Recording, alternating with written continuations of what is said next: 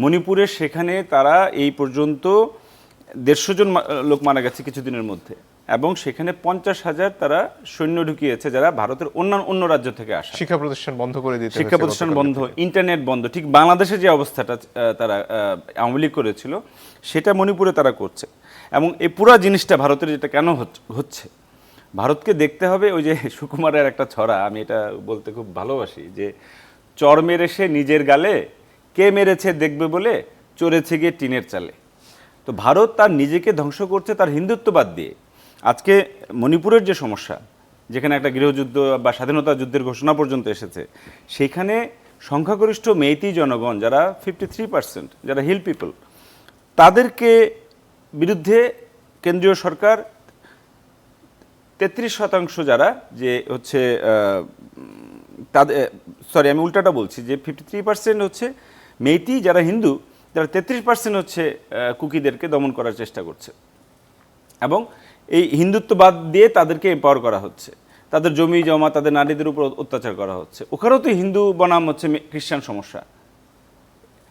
তো ভারতের কেন্দ্রীয় রাজনীতিতে সে কাশ্মীরে যেটা করে মুসলমানদের বিরুদ্ধে, সে উত্তর ভারতে যেটা করে মুসলমানদের বিরুদ্ধে, সে বাংলাদেশকেও একটা মুসলমান দেশ ছাড়া আর কিছু চিন্তা করে না। কিন্তু এটা একটা জাতি, জনগণ। এবং ভারত যে মালদ্বীপে পরাজিত হচ্ছে, শ্রীলঙ্কায় পরাজিত হচ্ছে, মায়ানমারে আরাকানে তাদের যে প্রজেক্টগুলো ছিল সেগুলো বন্ধ হয়ে গেছে। আরাকান আর্মি সেই সব জায়গা নিয়ন্ত্রণ করে। আরাকান আর্মি গতকাল হচ্ছে মায়ানমারের একটা আরাকানের একটা নেভি সিল নৌঘাঁটি দখল করে নিয়েছে। তার মানে আরাকান আর্মি এখন বঙ্গোপসাগরও সামরিক শক্তি। তো সেটা আমাদেরও কনসার্ন।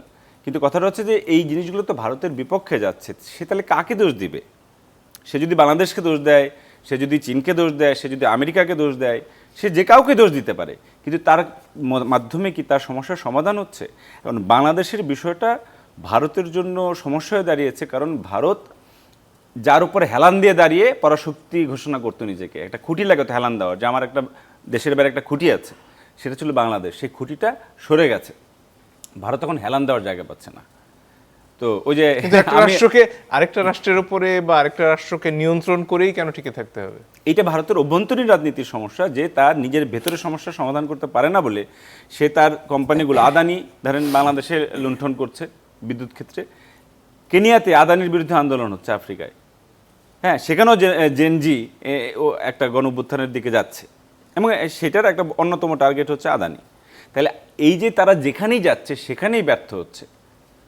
তো এইটার তো উপলব্ধি তার নিজের করতে হবে। ভারতের জনগণ তো আমার শত্রু না, সে তার নিজের দেশকে ধ্বংস করছে এই হিন্দুত্ববাদী সরকার, এই মোদী সরকার। তো সেইটার জন্য সে যদি তার পলিসির ব্যর্থতা, সে একটা জনবিচ্ছিন্ন সরকারকে টিকিয়ে রাখার জন্য সে তার দেশে আশ্রয় দিয়ে বসে রেখেছে, এটা বাংলাদেশের প্রত্যেকটা মানুষের জন্য অপমান না? আমরা তো অবশ্যই বলেছি যখন, যে আমার দেশে কোনো বড় রাজনৈতিক নেতৃত্বকে হত্যা করে কোনো খুনি যদি আরেকটা দেশে গিয়ে আশ্রয় নেয়, আমরা তো এটা খুশি হব না, অতীতেও হয়নি। তাহলে আজকে শেখ হাসিনাকে আশ্রয় দিয়ে তাহলে বাংলাদেশে যারা এখানে যে হাজার হাজার পরিবার আহত এবং নিহত, তারা কি মনে করছে যে ভারত তার জন্য কি?